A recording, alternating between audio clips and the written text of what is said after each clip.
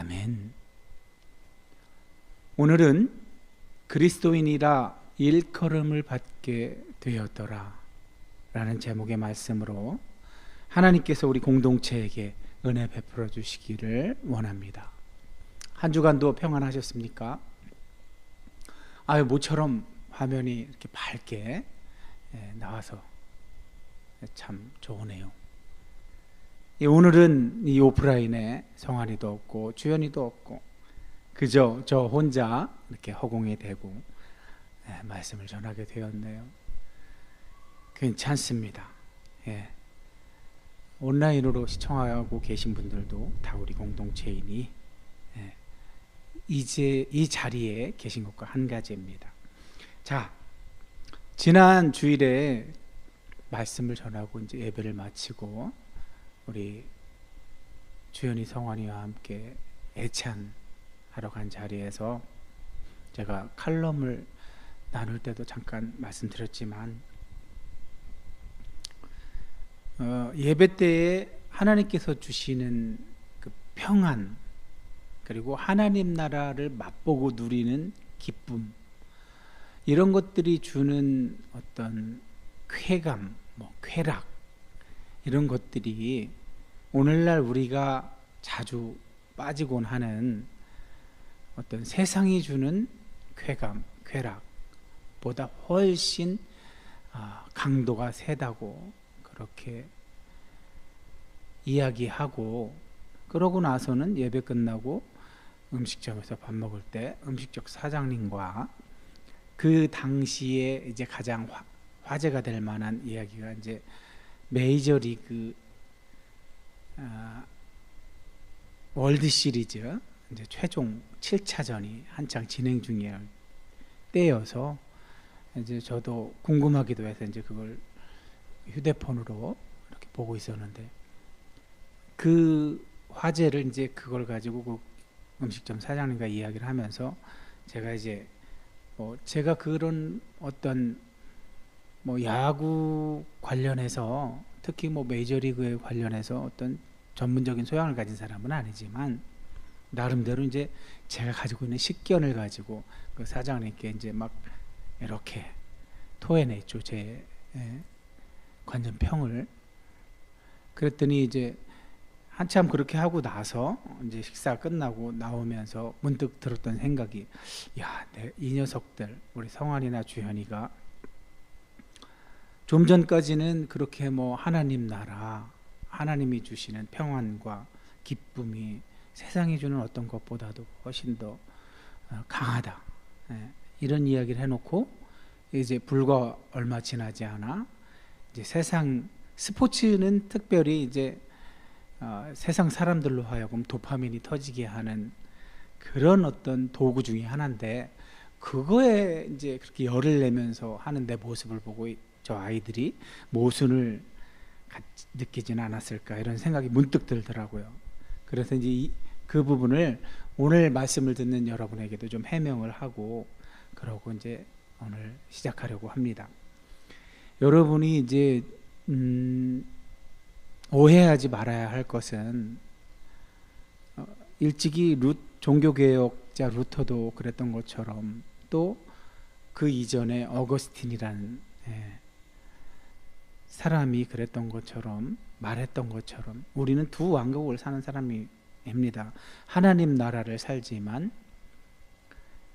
또 한편으로는 지금 현실에서 우리가 살고 있는 역사적 실존에서 국적을 가지고 있고 시민으로 그렇게 살고 있는 사람입니다. 그러다 보면 이제 어쩔 수 없이 이 두 세계를 병행하며 살게 되어 있는데, 성경 그리고 예수님이 우리에게 가르쳐 주시는 건 세상의 삶, 세속적인 삶을 터부시하고 이렇게 하나님 나라, 보이지 않는 하나님 나라를 구현해내는 삶만 살아라, 이런 의미였을까요?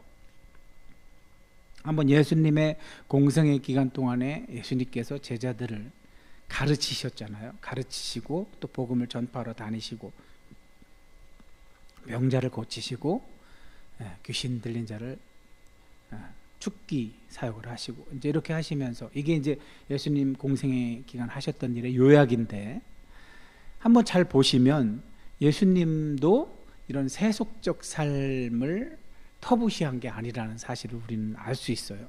어떻게 알 수 있죠? 그 당시에 종교 지도자들, 이스라엘 백성에게 하나님의 율법을 가르치는 역할을 했던 사람들이 예수님을 바라볼 때 예수님의 그런 삶의 양식, 양태에서 그들은 모순을 찾아냈죠. 왜? 자기가 하나님의 아들이라고 하면서 왜 죄인들과 함께 밥도 먹고 심지어는 술까지 하고 죄인들 먹기를 탐하느냐 뭐 이런 형태로 이제 고발 아닌 고발을 하는데 그러나 예수님은 그것에 아랑곳하지 않았죠. 그죠? 예수님은 먹는 것을 굉장히 중시하셨어요. 그 예수님이 하신 말씀 중에 우리가 잊지 말아야 하는 것은 율법주의, 형식주의에 빠져서 실제 하나님이 원하셨던 것을 놓치는, 한마디로 얘기해서 본말이 전도되는 그런 위험에 빠지면 사실 안 돼요. 그래서 성경을 편향적으로 보면 안 된단 말이에요. 화 있을진저라는 선언을 하는 마태복음 장이 있죠. 거기 보면 예수님이 박하와 운양과 근체, 회양과 근체라고 했는지 운양과 근체라고 했는지 그것의 11조는 드리면서, 그러니까 한마디로 얘기해서 농산물, 농업을 주로 직업으로 가졌던 사람들에게는 이렇게 농산물로 11조를 드리는 게 익숙했겠죠. 농산물에 11조를 드릴 줄은 알면서 율법에 더 중한 바 의인신은 버려도다. 뭐 정의와 사랑, 믿음 이런 것들은 버렸다고 하는 거죠. 그러니까 농산물의 11조를 라는 것은 어떤 규정이죠. 규정, 해야 할 규정. 그런데 그것을 하는 목적 자체는 상실한 거죠. 그것을 하라고 한 목적에는 네 주변에 어려운 사람, 가난한 사람들을 외면하지 말고 그들과 함께 해라는 뜻에서 네 소득의 일부를 이렇게 내서 그들과 함께 먹어라 이런 뜻이죠.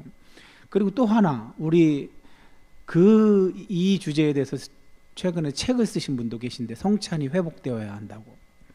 사실 성찬의 의미도 예수께서 뭐 이것을 행하여 나를 기념하라라고 문자적으로 이해할 수도 있지만 사실 성례, 성찬과 세례 이런 것에 더 중요한 의미가 있죠. 그것은 결국은 뭐를 말하는 걸까요? 예수님이 메시아로서 사람의 몸을 입고 자신에게 부여된 사명을 이루신 속에서 무엇을 알라는 걸까요? 희생, 사랑, 그걸 알라는 거잖아요. 그게 가장 중심적인 의미잖아요. 그래서 그것을 본받아 살라고 그렇게 하는 그것이 예수님의 뜻이라고. 분부한 모든 것을 가르쳐 지키게 하라. 여기서 지키도록 가르치라는 뜻인데 지키도록 가르친다는 것의 의미가 네가 그렇게 살아라는 뜻이잖아요. 그래야 그걸 보고 따라한다고. 결국은 제가 언젠가도 말씀드렸지만 교육이라는 것은 내가 뭘 가르쳐서 타인을 변화시킬 수 없다고 그랬잖아요. 내가 말하는 것과 같은 모습으로 살 때 누군가는 그걸 보고 자기를 보겠죠. 자기를. 그래서 자기가 자극을 받아서 자기를 돌아보고 자기를 고쳐서 변화되는 거지. 그렇게 따지면 물론 뭐 타인을 변화시킬 수 있다고 해석할 수도 있겠죠. 어쨌든 중요한 것은 많이 이제 너무 많이 나왔는데, 자, 세속적 겉으로 드러나는 세속적 삶과 그 안에 거듭난 자, 성령으로 거듭나서 위로부터 오는 능력으로 덧입혀진 자는 곧 세속적 삶의 자리에서는 겉으로 드러나는 모습은 유사해요. 비슷해요. 그러나 언제 다른 것이 느껴요? 이 거룩함이라는 건 다르다는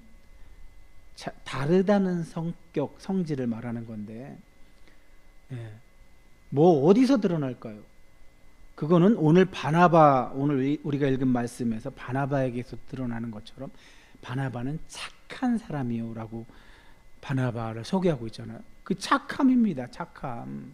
예. 착함이 다른 거예요. 물론 성령으로 위로부터 오는 능력으로 거듭나지 않은 자연인도 착하게 살 수 있어요.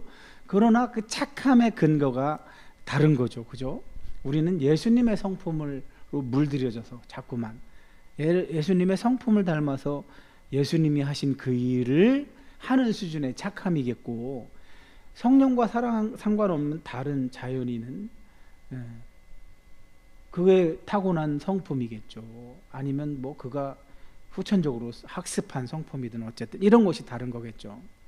자, 제가 드리고 싶은 말씀은,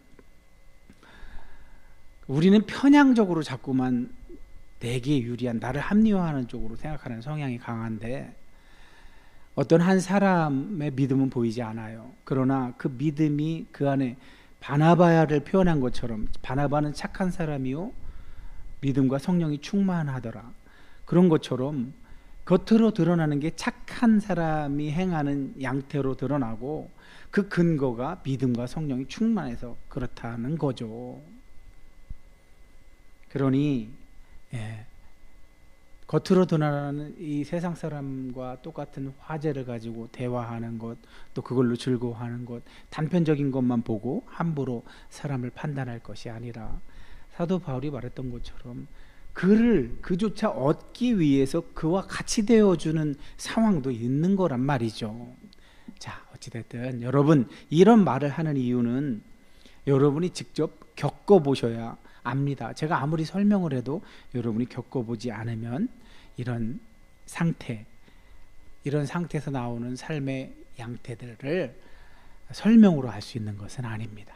자, 여기까지 하고 오늘 시작하는 말씀, 그때 스데반의 일로 일어난 환난으로 말미암아 흩어진 자들이 베네게와 구브로와 안디옥까지 이르러 유대인에게만 말씀을 전하는데, 그 중에 구브로와 구레네 몇 사람이 안디옥에 이르러 헬라인에게도 말하여 주 예수를 전파하니 주의 손이 그들과 함께 하심에 수많은 사람들이 믿고 주께 돌아오더라. 이게 사실은 한 화면에 담은 이유는 보통 그 구약의 히브리 성경으로 된 내러티브를 시작할 때도 와예히 하고 이제 어떤 말을 이어나가면, 어떤 이야기를 서술할 때 그때 있었던 일이 이런 겁니다 하고 일어난 일을 저렇게 한 문장 안에 제가 담은 거예요. 어떤 일이 일어났나를 저렇게 한 문장으로 보시라고. 그런데 여기 보니까 베니게, 구브로, 안디옥, 구레네 이런 지명들이 나와서 여러분에게는 익숙지 않을 수도 있고, 또 하나, 저게 이제 개역 개정 번역이 원문에 충실하게 번역을 한 건 좋은데, 이제 우리말 고어체로 하다 보니까 좀 이렇게 더 이해하기 힘든 이런 어떤 부분이 분명히 있는데, 그래서 새한글 성경 같은 경우는 현대 지명으로 바꿔놨어요. 제가 여러분에게 현대 지명을 동원해서 지도로 이제 설명을 드릴게요.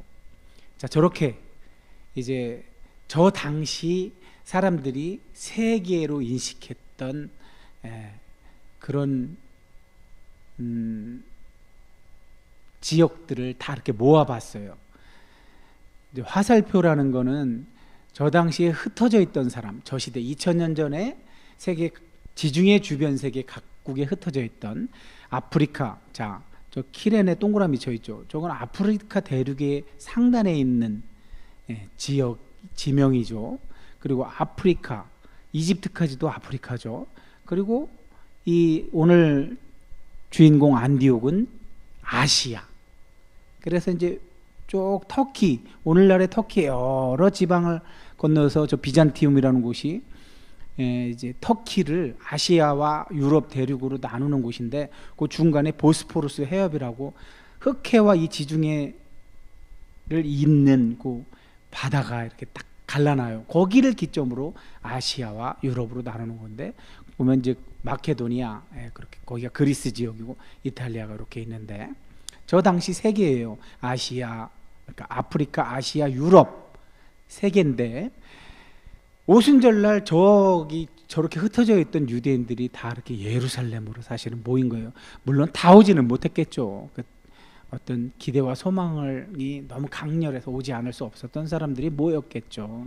그래서 저 예루살렘이라는 곳에 자신들의 조상들의 고향이요, 자신들의 마음의 고향, 거기에 모여서 오순절날 성령 강림 사건을 목격하고, 또 그 일이 무엇을 의미하는지를 베드로의 설교를 통해서 듣고, 이제 급하게 각 지역으로 돌아간 사람들이 또 있었겠고, 또 스데반이 이제 예루살렘 교회가 이제 점차 성장을 해서, 처음 베드로가 오순절 설교하고 탄생했었을 때만 해도 작은 유대인 공동체였었는데, 그 가운데 이제 유대인 가운데 히브리어, 그러니까 아람어, 당시 이 시리아 지역에서 사용했던 아람어 사용했던 히브리파와 그리스어를 사용했던 헬라파가 이렇게 이제 나뉘다가 이제 갈등을 일으키고, 그런 게 이제 우리 앞에서 쭉 보아왔잖아요. 그런데 이제 스데반이 그런 어떤 그리스어를 사용하는 공동체에 가서 이야기를 하다 논쟁이 벌어졌는데, 거기서 스데반이 이제 진짜 너무나 우리에게 모범적인 이야기를, 말을 우리가 스데반의 설교라고 많이 들었죠. 하는데, 너무 진짜 구약서부터, 구약에서 예언되어 있었던, 약속되어 있었던 메시아가 바로 예수라고 너무 잘 말하니까, 그런데 그 듣는 너희들이, 너희 조상들이 그 메시아를 십자가에 매단 것처럼 너희들도 그들의 후손으로서 반역자다, 이런 형태로 얘기하니까 열이 받아서 이제 죽인 거죠. 스데반을 돌로 쳐서. 그러고 나서 이제 아까 이야기했던 저기 지도에 약간 우측 하단 쪽에 예루살렘에서 이 화살표 반대 방향으로 흩어져서 제가 색깔을 입혀서 동그라미 네모로 해놨죠.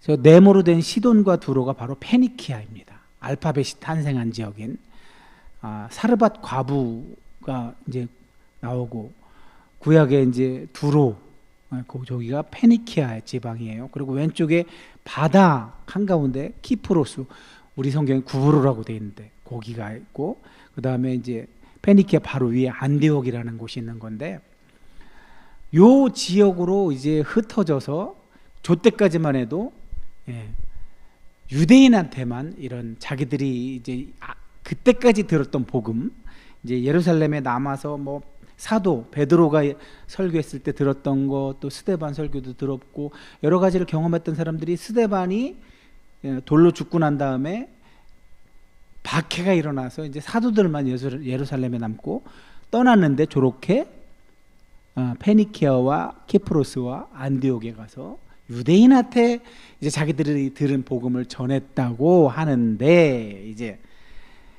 자, 그런데 그들 말고 이쪽 왼쪽 지도 왼쪽에 하단에 보면 키레네라고 하는, 그 예수님이 십자가를 지고 골고다 언덕을 오르실 때 구레네 시몬, 그 시몬의 고향, 시몬 출신지가 저 키레네라고 되어 있는 곳이에요. 거기 이제 오순절날 베드로의 설교를 듣고 돌아간 사람들이 거기 있었겠죠. 그래서 그 돌아간 곳에서 열심히 자기들이 아는 수준에서 복음을 전하고 있었다가, 저들이 키프로스, 그러니까 키레네라는 곳도 해안 도시잖아요. 그 지중해 해안에 있는 도시. 그리고 키프로스는 지중해 가운데 있는 큰 섬인데 서로 교류가 많았죠. 저 시돈과 두로, 저 페니키아도 아주 그 해상 도시로서 아주 부유했던 도시인데, 심지어는 이쪽 어디예요? 카르타고라는 곳을, 북아프리카의 카르타고라는 곳을 식민지로 가질 정도로 그렇게 강했던 나라가 두로인데, 그래서 구약 성경에 두로를 교만하다고 표현하는 거예요. 어찌 되었든 저런 해상을 통해서 이렇게 주로 교역을 많이 해서 교역을 하다 보면 복음이 전파되겠죠. 그래서 키레네 사람과 저 키프로스 섬에 있는 사람들이 안디옥에 도착했을 때 이제 비로소 유대인에게만 전하던 것을 유대인이 아닌 이방인에게도 전했다고 오늘 말씀이 이야기하는 거예요. 그런데 자, 오늘 그 한 문장으로 제가 소개드렸잖아요. 근데 그 마지막 말씀이 뭐냐면 주의 손이 그들과 함께 하니까, 주의 손이 그들과 함께 하니까 수많은 사람들이 믿고 주께 돌아오더라. 저 주의 손이라는 표현은 히브리어적인 어떤 많이 야드 아도나이 야드 이렇게 해가지고 많이 표현되는데, 어떤 주께서 주의 은총, 주의 능력 혹은 주의 심판, 그러니까 이렇게 지금 사람들이 많이 믿고 주께로 돌아오는 일이 있었던 것은 전적으로 하나님이 하신 일이다라는 표현을 저렇게 은유적으로 표현한 거죠. 은유적으로. 자, 베드로가 이 해안 지방 온유대와 사마리아와 이제 땅끝 가기 전에, 땅끝까지 복음을 전하기 전에 온유대와 사마리아에서 사역을 할 때, 그 유대 지방 해안 지방에서 사역할 때도, 사마리아에서 사역할 때도, 해안 지방에서 사역할 때도 다 소문이 났다고 그랬잖아요. 예루살렘 교회는 이게 소문이 나면 사도를 파송하는 이런 관례가 있죠. 왜냐? 잘못 복음을 왜곡시키면 안 되니까 사도를 파송하곤 했죠. 그래서 이제 저 안디옥이라는 곳은 당시에 여기 보시면 로마 제국 내에서 가장 큰 도시가 그 지금 좌측 상단에 이탈리아라는 곳에 로마란 도시고, 그 다음에 이쪽 지도 중심에 하단에 이집트라는 글씨 바로 위에 알렉산드리아 있죠. 여기가 두 번째로 큰 도시고, 세 번째로 큰 도시가 아까 봤던 그 안디옥, 거기가 세 번째로 큰 도시인데, 자, 이 안디옥이라는 큰 도시, 거긴 정말 각 대륙 사람들이 다 모이는 곳이었죠. 아프리카, 아시아, 유럽. 그만큼 교역, 무역 또는 문화, 여러 가지 형태로 사람들이 많이 모여서 서로의 것을 나누는 그런 성격의 도시였는데, 거기까지 복음이 전파됐다는, 사람들이 믿는 사람들이 많이 나왔다는 얘기를 듣자 바나바를 안디옥까지 보냈대요. 바나바가 갔다는 건 바나바도 사도급이라는 걸 인정하는 거죠. 그죠?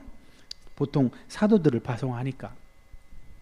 바나바가 안디옥에 가보니까, 이야, 하나님께서 얼마나 역사를 하셨는지, 사람들의 믿음이 너무나 훌륭했다는 것, 훌륭한 그런 어떤 장면을 보고 기뻐했다고 그래요. 그래서 거기서 만난 믿는 사람들에게 굳건한 마음으로 주와 함께 해, 끝까지 이렇게 가 하고 권면했다고 합니다. 그러면서 아까 제가 서두에 말씀드렸던 바나바를 어떻게 묘사하냐면 착한 사람이요 성령과 믿음이 충만한 사람이라.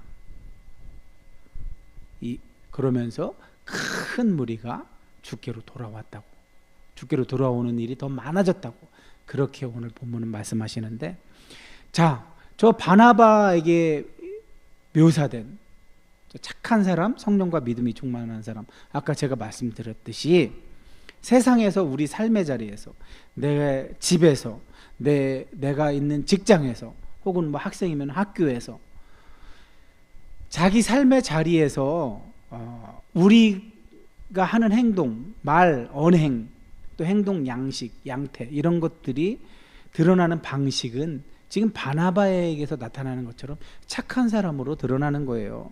너 착하게 살아, 너 양심 좀 있어봐라, 이런 말들이 우리 사회에서 점점 사라지고 있잖아요. 그런 말 더 이상 하지 않고 남의 일에 상관도 하지 않고 각각 지극히 개체가 돼.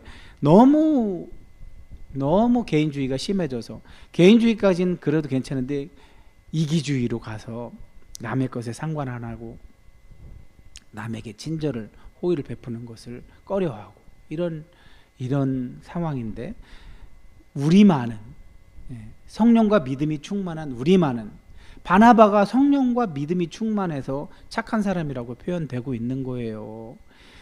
그러니까 사람의 성격은 타고나요. 태어날 때부터 성격은 정해져요. 그러나 성품은 변한다는 거죠. 그랬을 때 적어도 예수 믿는 사람의 변한 성품의 근거는 성령과 믿음이 그렇게 만들어 주었다는 것을 바나바를 묘사하는 속에서 우리가 알 수 있어야 하는 거죠. 그래서 우리가 세상에서 말이나 행동에 있어서 착한 사람으로 드러나는 근거는 우리에게 성령께서 오셔서 위로부터 오는 능력으로 입혀져서 지난주에 말씀드렸던 것처럼 예수의 성품이 우리로부터 드러나서 그래서 저렇게 누가에 의해서 기록되고 있는 겁니다. 저 말씀이.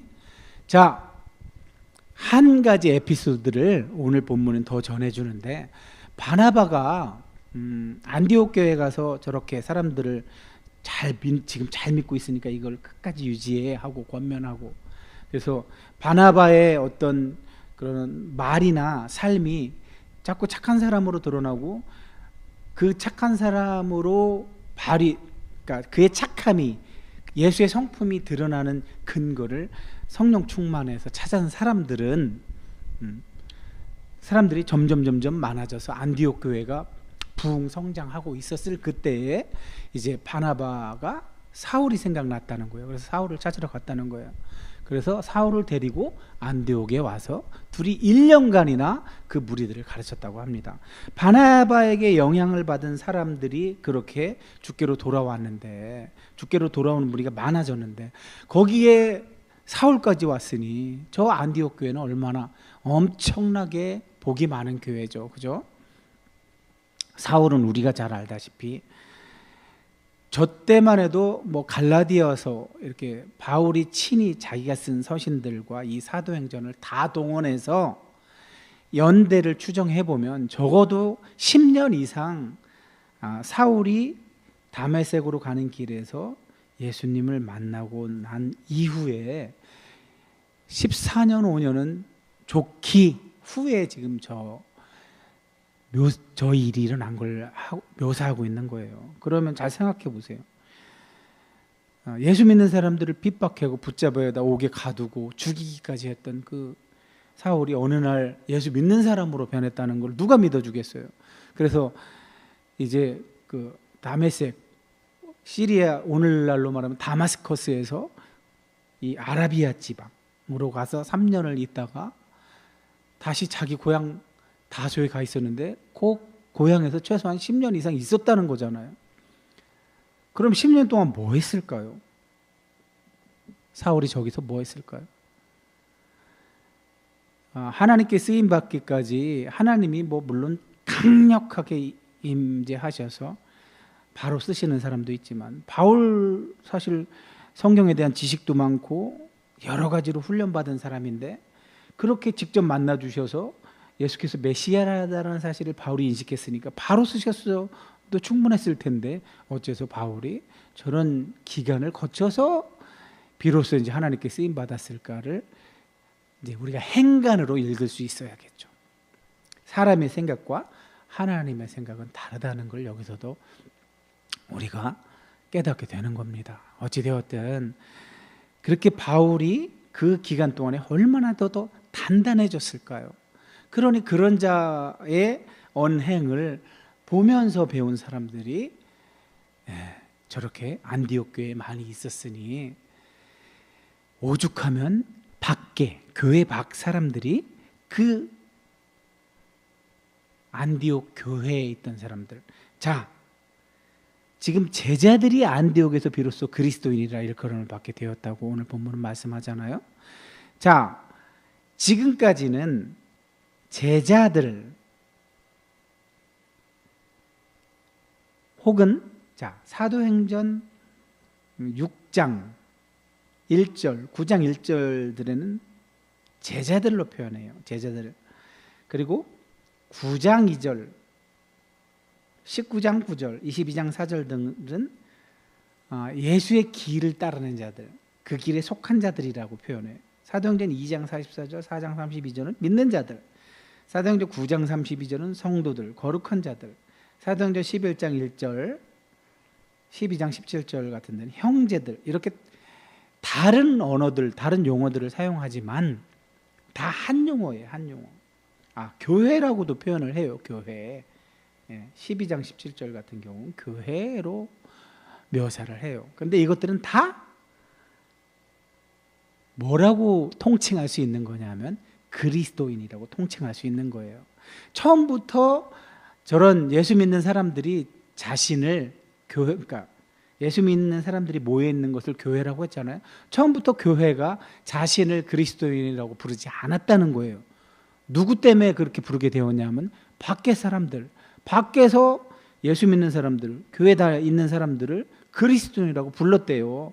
물론 저 배후에는 거기 안에도 뭐랄까 그렇게 부르기까지의 과정이 있었겠죠. 처음부터 뭐 좋은 의미로 불렀겠어요. 처음엔 조롱의 의미겠죠. 예수님을 모르는 자들은 예수님을 높였겠어요. 높이 생각했겠어요. 그러니 그 예수님도 높이지 않았는데 예수님을 제자들, 예수님을 따라하는 사람들을 높이겠냐고요. 안 높이죠. 그래서 처음엔 조롱조로 저희는 이름을 붙여주었을 텐데 그것이 이제 저들의 아까 얘기했던 것처럼 바나바는 착한 사람이라고 소개하는 것처럼 예수 믿는 사람들이 교회에 모여서 그 예배도 드리고 함께 하면서 공동체를 이루어서 살아갈 때 그들에게서 나타나는 어떤 모습이 점점 사람들이 보기에 처음엔 조롱이었지만 나중엔 이제 그 조롱이 존경으로 바뀌게 되죠. 그래서 이제 그렇게 밖에서 바라보던 사람들이 불렀던 그 이름이 자기들도 이제 그 이름을 부르게 되는 거죠. 자기를 그리스도인이라 부르게 돼서 나중에 베드로도 그리스도인이라고 이제 베드로 전서에도 소개되고 있죠. 자, 그리스도인이라 부름 밖에서 본 사람들이 그리스도인이라고 불렀을 때 거기에 함의된 의미를 짧게 제가 말씀을 드렸는데 이따 말씀을 마치면서 다시 한번 그것이 의미하는 어떤 우리가 꼭 붙들어야 하는 중요한 의미는 뒤에서 말씀을 마치면서 한 번 더 강조할게요. 자, 그때 선지자들이 예루살렘에서 안디옥에 이르니 자, 저 당시에도 선지자들이라고 불리는 사람들이 활동을 했었다고 합니다. 그 중에 한 사람이 아가보라 하는 사람이 성령으로 말하되, 그러니까 성령께서 말하게 하시는 거죠. 천하의 큰 흉년이 들리라. 그런데 저게 역사의 기록에도 로마 황제 클라우디우스 황제 때 실제로 흉년이 있었다고 합니다. 그러자 제자들, 저기서 말하는 제자들은 안디옥 교회에 있던 제자들, 아까 이야기했던 그리스도인이라 불리던 사람들, 그 사람들이 각각 그 힘대로 자기 형편대로 유대에 사는 형제들에게 부조를 보내기로 작정하고, 부조라는 것은 오늘날로 말하면 뭐 헌금 혹은 뭐 헌물 이런 것들이겠죠. 누군가를 돕기 위해서 자기에게 있는 것을 그들에게 내는 것. 그래서 바나바와 사울의 손으로 장로들에게 보냈다고 합니다. 위에 예루살렘 교회의 장로들이겠죠. 자, 이처럼 여러 형태로 믿는 자들, 뭐 성도들, 교회, 또 제자, 그리스도인 여러 가지 형태로 또 형제로까지 표현이 되는 이런 여러 형태로 표현하고 있지만 오늘 우리가 같은 의미라고 했잖아요. 다른 단어를 사용했지만 저건 다 같은 의미예요. 근데 가장 우리가 의미심장하게 붙들고 가져야 될 어떤 명칭은 오늘 저 그리스도인이 아닐까. 그래서 제가 오늘 말씀의 제목도 그리스도인이라 일컬음을 받게 되었더라 라는 말씀을 제목으로 삼은 건데, 이 말씀이 왜 중요하냐 하면은 이제 제가 조금만, 그러니까 아주 자세한 설명은 주보에 제가 학술적으로 좀 표현을 해놨으니까 그걸 참고하시고, 이 설교에서 너무 전문적인 용어를 가지고 설명을 하면 존재론이 깨지니까 그냥 그런 건 생략하고 여러분이 이해하기 좋게 어떤 핵심만 말씀을 드리면, 이 안디옥에서 이 제자들이 처음으로 그리스도인이라 불리게 된 이 사건은 단순히 어떤 명칭의 변화만을 의미하는 것이 아니에요. 어떤 신앙인의 정체성이 새롭게 바뀐 사건이에요. 이 사건은. 자, 원래 이 단어의 어미, 그러니까 원어로는 크리스티아노이라는 신약 성경에 기록된 그리스어예요. 그리스어. 근데 이아노이는 원래 그리스어에 있던 어미가 아니에요. 라틴어 이아누스에서 차용된 표현이에요. 본래 로마 사회에서는 이아누스라는 이런 전미사를 어디다 붙이냐면, 어떤 때 붙이냐면 어디 사람들, 어디에 속한 사람들, 아니면 누구에 속한 사람들, 이런 의미로 쓰거든요. 그래서 뭐 카이사리아니 혹은 헤로디아니 이런 식으로 사용을 해서 카이사르, 그러니까 황제의 사람들 혹은 헤롯 왕의 사람들 할 때 그렇게 이제 전미사로 붙이는 건데, 저자 누가가 이 로마식 이 명명법을 헬라어로 옮겨서 크리스티아노이, 우리말로 하면 그리스도께 속한 사람들이라고 기록을 해놓은 거예요. 그러니까 이 말, 그리스도인이란 말에는 언어적으로는 그리스어, 정서적으로는 히브리어, 문화적으로는 라틴어의 흔적을 모두 갖고 있는 거예요. 크리스티아노이라는 이 헬라어, 그리스어는 사실은 히브리어 메시아를 번역한 거예요.